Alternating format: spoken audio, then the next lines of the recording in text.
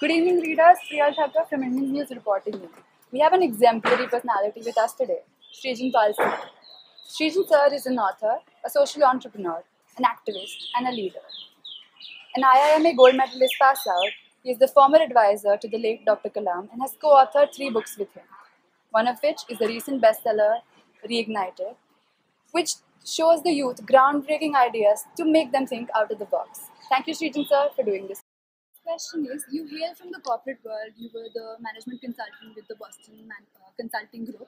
So, how did your journey from the corporate jungle to take you towards Dr. Kalam and working with him? I think we have to go a little further back in time. Dr. Kalam and I, we first met in 2008, and he was my teacher, and he was taking a course on national building. At the end of the course, in 2009, when I graduated from IIM Ahmedabad, I was supposed to join a consulting company. I was awarded the gold medal for the best all-rounder of the batch. I was also the batch president. So I went and as a teacher, I thought, he's a teacher of mine, so let me show off my gold medal to him. So, and that was a great opportunity to meet him, right? And that back then, meeting him was a big deal. It's always shall be. So I went and showed the gold medal, and he told me something profound. He said that, look, you have won the gold medal, which means very good. You've got appreciation in life, so recognition is there. You have a degree from IIM, which means that you must you have got good education, and all this adds up that you might also have a reasonably good brain as well. Don't you think it's a responsibility to change the country and the society someday? And that was the end of my corporate career. So, sir, how is it working with Dr. Kalam from your first day to his last? You were there. Well, from my first day with him to the last day I worked with him, though I still work for him, I don't work with him anymore. But it's a beautiful journey. Every day is a beautiful learning experience. Uh, he would so he was not a so he was my boss. He was also my friend. He was also my teacher. He was also a guru. He took care of us like parents would. And he would ensure that every day he would teach something new. It could be. So I remember he'd come to the office. He used to live. His bedroom was there, and then there's a whole huge library in the middle. And you had to cross the library to come to the office where I used to sit. And he would come every day with some book or some newspaper clipping in his hand and read this. What do you understand? So he will start with that, and he will discuss on what I understood, what he understood, and how we could reflect more on it. Maybe use it as a part of his speech so that it goes out to the world, or maybe something from it could enrich our books.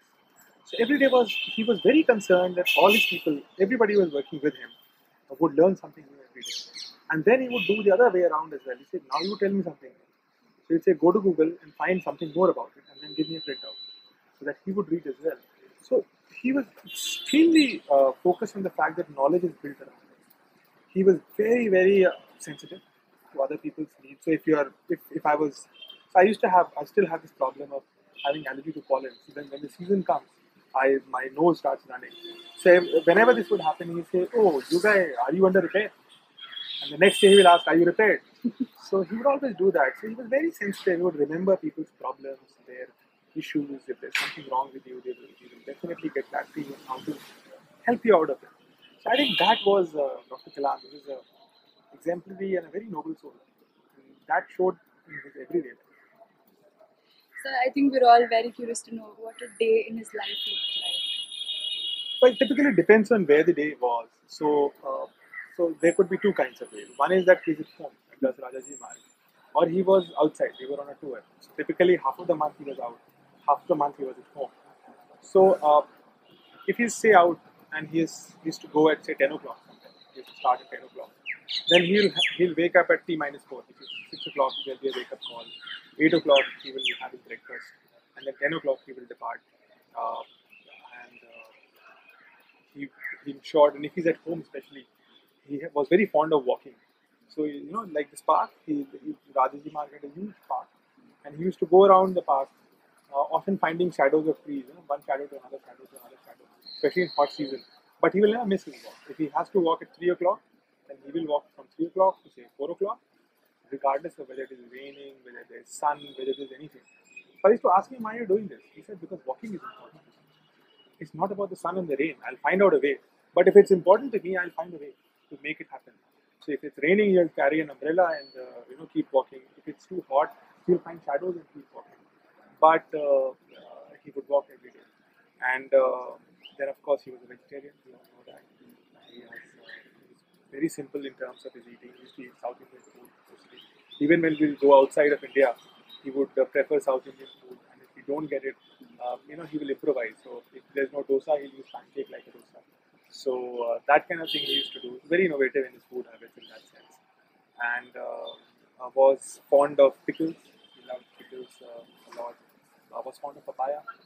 And was very fond, always needed cut fellow. Cut fellow meant lemon. Cut lemon. He would always ask for that. And wherever he'll go out, he will always carry a book or a couple of books with him.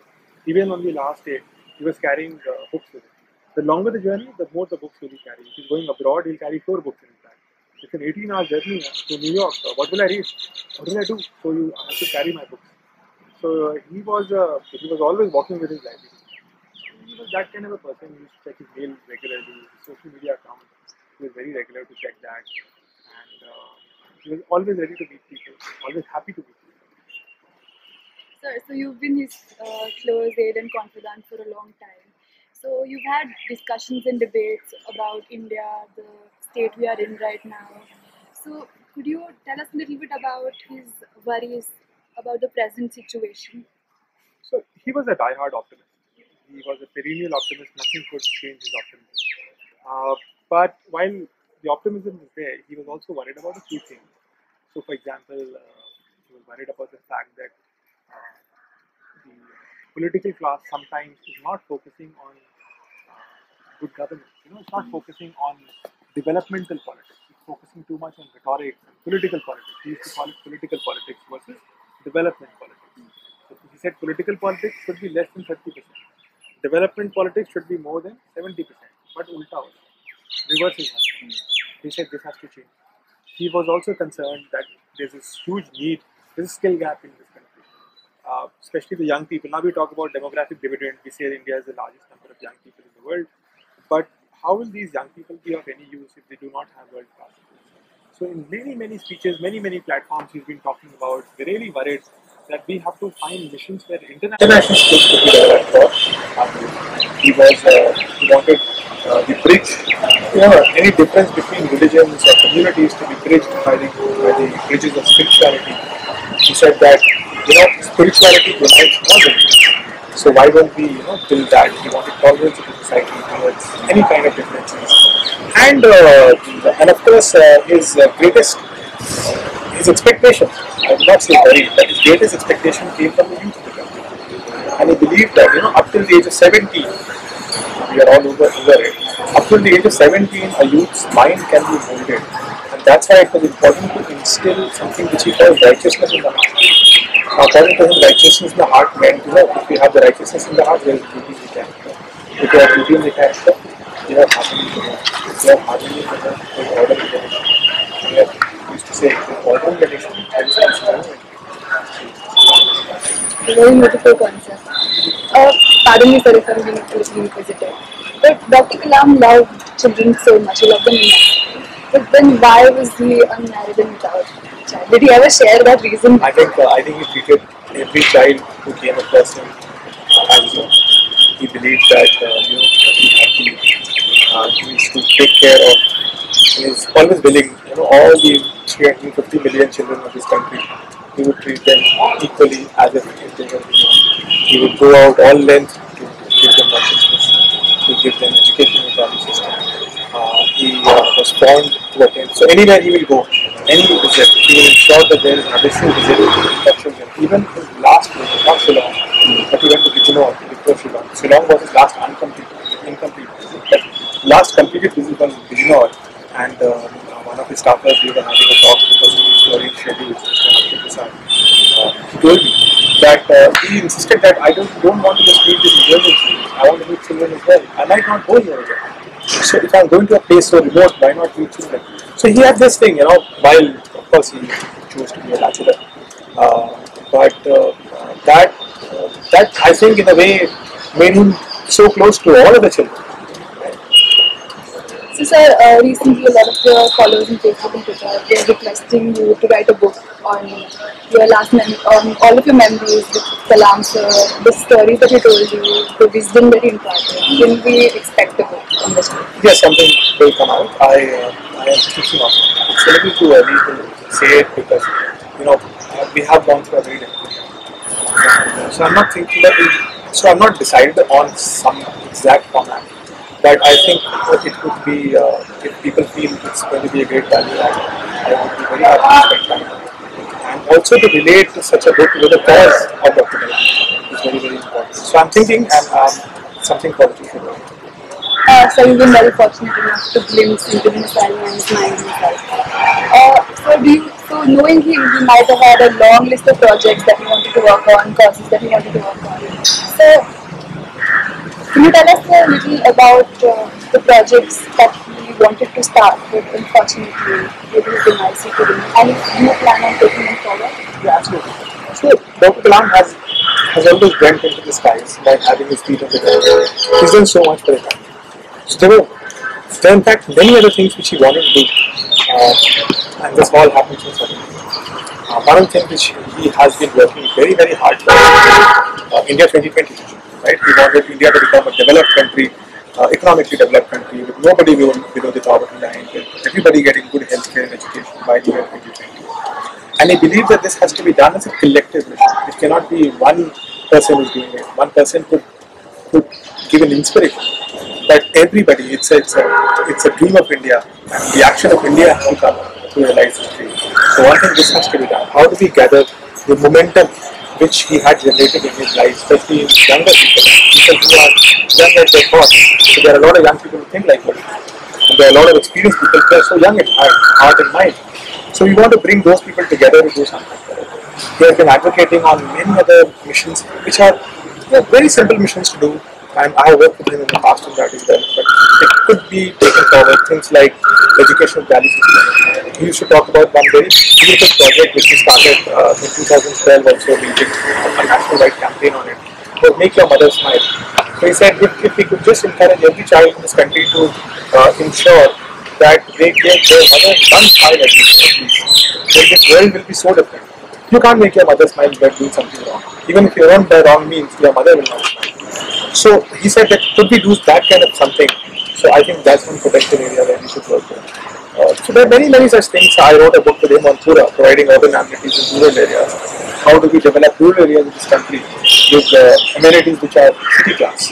So that is one thing which I have been working and I will continue to work.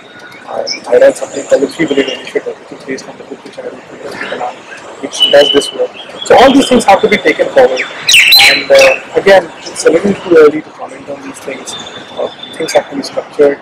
But I've given you a brief idea on the kind of things, the wide variety of things which Dr. Kalam could do, which also raises a question that we need a lot of people to know.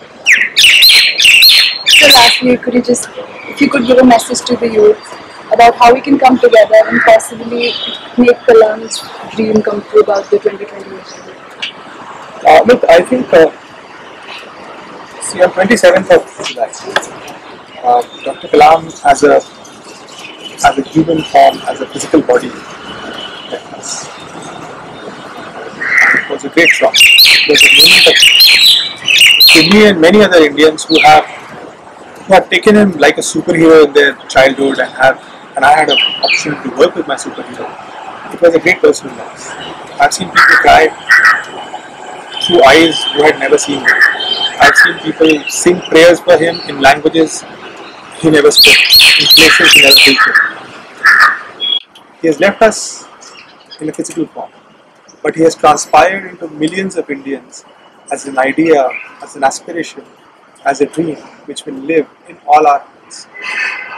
Now it's our duty to come together, to forget the differences which separate us and separated us for centuries.